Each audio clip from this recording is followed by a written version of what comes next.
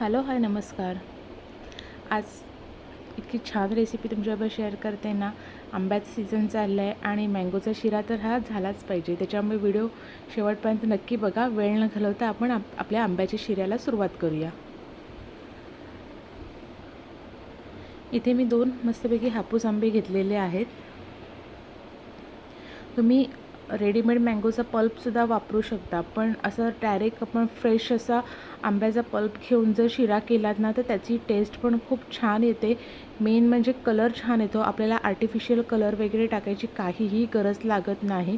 कारण जेव्हा मँगोचा पल्प आपण घेतो, त्याच्यामध्ये कधी-कधी असं वाटतं, की आर्टिफिशियल कलर टाकायला पाहिजे का म्हणून. पण मी नेहमी जेव्हा करते, त्यावेळेला असा फ्रेश मँगो घेऊनच, म्हणजे फ्रेश आंब्याचा रस काढूनच आपण त्याचा शिरा केलेला खूप छान, कारण का त्याची टेस्ट खूप सुंदर येते. तुम्हाला सगळ्यांना अशा पद्धतीने आंबा खायला कोणाकोणाला आवडतं मला नक्की कमेंट्स करून सांगा. आमच्याकडे तर लहानपणी काय किंवा आत्ताही काय, की अशा पद्धतीने असे पीसेस करून आहे ना आंबा खायला खूप मजा येते. तुम्हाला जर येत असेल ना तर मला नक्की सांगा, की तुम्हाला अशा पद्धतीने कट करून आंबा खायला आवडतो का ते. आता आपण 2 आंबे मस्तपैकी व्यवस्थित असे फ्रेश घेतलेले आहेत, चांगले पिकलेले, आणि त्याचा पूर्णपणे अगदी ताजा रस काढून आता आपण तो घ्यायचा आहे. आता रस काढताना सुद्धा मी तो घेतलेला रस हा मिक्सरमधनं अगदी बारीक करून असा घेतलेला नाही आहे, कारण का तो रस काढल्यानंतर तो त्याच्यातले छोटे असे जरा अख्खे पीसेस वगैरे असे राहतात, म्हणजे अशा गुठळ्यांसारखे राहतात. ते शिऱ्यामध्ये जेव्हा येतात ना ते खूप चांगले लागतात. म्हणजे त्याचे असे तुकडे आंब्याचे टाकल्यासारखं अगदी नॅचरल फ्लेवरसारखं येतं. त्याच्यामुळे मी जेव्हा काही तो रस हे करते, तर मी ते चमच्याने सगळा गर काढून घेतलेला आहे आणि तोच नुसतं चमच्याने मी तो आंबा स्मॅश करून त्याचा हा रस पूर्णपणे काढून घेणार आहे. कारण का असाच मला ताजा असा रस पाहिजे होता, असं जरा घट्टसर असं थोडा पीसवाला, म्हणजे तो शिऱ्यासाठी खूप छान लागतो. जेव्हा शिऱ्यामध्ये तुम्ही त्याचे छोटे तुकडे आंब्याचे खाता ना, तेव्हा इतका सुंदर लागतो ना तो शिरा. म्हणून अशा पद्धतीने रस घ्या. शक्यतो पल्प जेवढा टाळता येईल ना रेडीमेड, तेवढा टाळा. हे बघा, मस्तपैकी असा घट्टसर आपण आता हा रस घेतलेला आहे. तुम्ही बघू शकता याच्यामध्ये एक थोडे तुकडेसुद्धा आहेत आंब्याचे.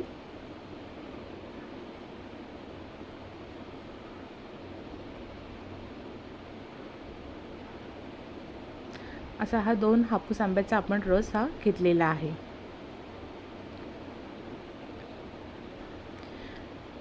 आता एका भांड्यामध्ये 1.5 कप पाणी घेणार आहे आणि त्याच भांड्यामध्ये आपण 1.5 कप दूध घ्यायचं आहे आणि दूध आणि पाणी हे आपण आता गरम करायला ठेवायचं आहे एक साईडला.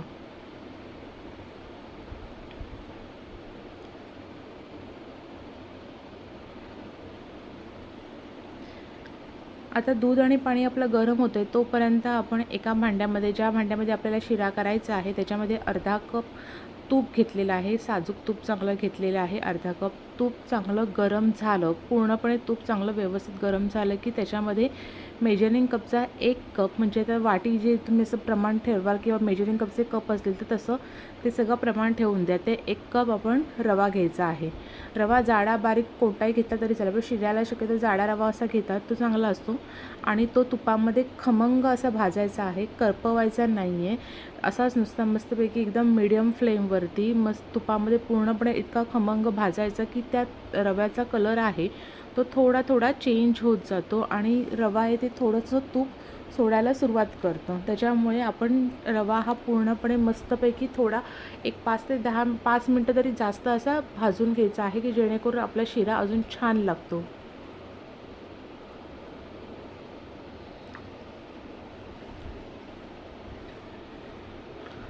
असाच ठेवून द्यायचा नाही, मध्ये तो ढवळत राहायचा आहे, नाहीतर करपू शकतो.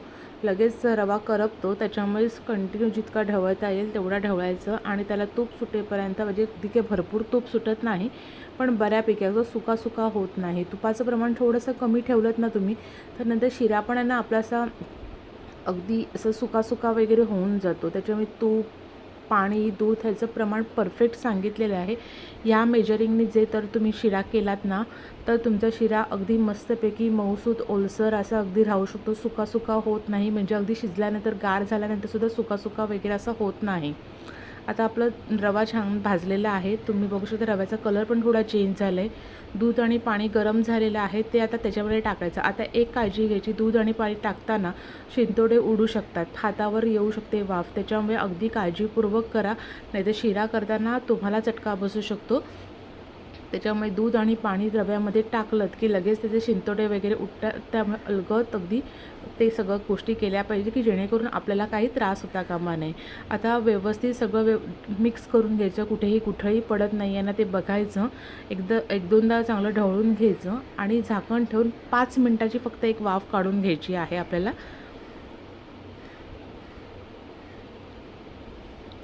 अशा पद्धतीने तुम्ही करा शिरा, तुमचा कधीही खराब होणार नाही, म्हणजे घट्टसर सुका सुका असं कधीच होणार नाही. एक 5 मिनटाची वाफ आपली झालेली आहे. थोडंसं तुम्हाला ते ना ड्रायनेस वाटायला सुरुवात होईल की आधीच एवढा शिरा घट्ट झाला वगैरे, तर असं काही होत नाही. आपल्याला अजून त्याच्यामध्ये पुढे 2-3 स्टेप करायचे आहेत की त्याच्यामध्ये आपला शिरा एकदम सुंदर अगदी होणार आहे. एकदा व्यवस्थित सगळं ढवळून घेतलेलं आहे. आता ह्या स्टेजला तुम्हाला काही त्याच्यामध्ये ड्रायफ्रूट्स टाकायचे असतील, आता इथे मी काजू, बदाम आणि बेदाणे असे घेतलेले आहेत, म्हणजे किशमिश अशी घेतलेली आहे, ती आपण ह्याच्यामध्ये टाकायची. ती तुमच्या चॉईसनुसार किती जाडी बारीक कशा पद्धतीने पाहिजे असेल तशानुसार त्याच्यामध्ये टाकून घ्यायचं आहे. आणि इथे आता मी 1 कप साखर घेतलेली आहे. 1 कप रव्यासाठी 1 कप साखर, हे मेजरमेंट लक्षात ठेवून द्या. 1 कप रवा असेल, म्हणजे कोणताही शिरा तुम्ही करा, 1 कप रवा असेल तर 1 कप साखर घ्यायची आणि त्याला 1.5 कप पाणी, 1.5 कप दूध, हा रेशो कायम लक्षात ठेवा, कधी कुठचाही शिरा तुमचा फिसकटणार नाही. आता कसं होईल की, आणि ही सगळी प्रोसेस आहे, पूर्ण शिरा ही अगदी एकदम मीडियम टू लो फ्लेमवरच करायची आहे. जशी साखर त्याच्यामध्ये मिक्स होत जाईल तसा शिरा तुमचा लगेच नरम व्हायला सुरुवात होते. तुम्ही इथे बघू शकता साखर त्याच्यामध्ये मेल्ट होत जाते, तसं शिरा तुमचा आता कसा मगाशी जो घट्टपणा होता तो आता नाही आहे, आता बऱ्यापैकी त्याला मऊपणा येत चाललेला आहे. लगेच तुम्हाला दिसण्यात पण येत असेल की किती मऊ लगेच होत चाललेला आहे शिरा. साखर पूर्णपणे विरघळून घ्यायची.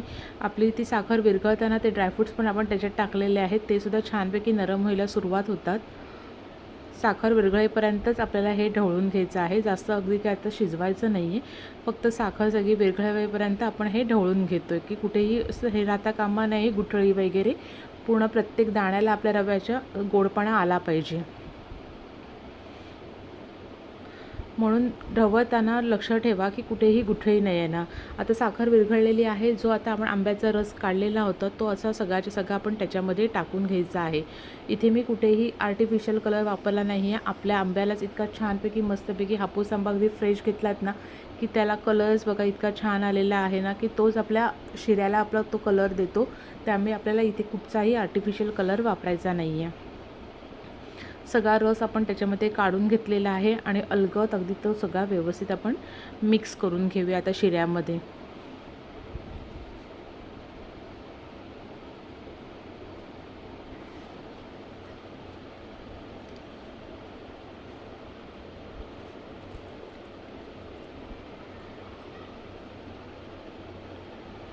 एकदम अलगद असा व्यवस्थित सगळा मिक्स करून घ्यायचा आहे. जसा तो मिक्स होत जाईल तसा त्याचा कलर पूर्णपणे शिरायचा आहे आपला. तो थोडासा म्हणजे आत्ता जेवढा दिसतो त्याच्यापेक्षा थोडासा लाईट वाटेल, पण तसं काही नाही आहे. अगदी पूर्ण कुठेही व्हाईट राहायला नाही पाहिजे. मिक्स करताना सगळीकडे लक्ष द्या की अगदी कुठेही राहिला नाही आहे ना ढवळायचं, त्याच्याने ढवळायचं आहे व्यवस्थित. गुठळी कुठे राहता कामा नाही. हे बघा अगदी मस्त स्मूथ अगदी झालेला आहे. आणि एक झाकण ठेवून 5 मिनिटाची आपण वाफ काढून घेऊया.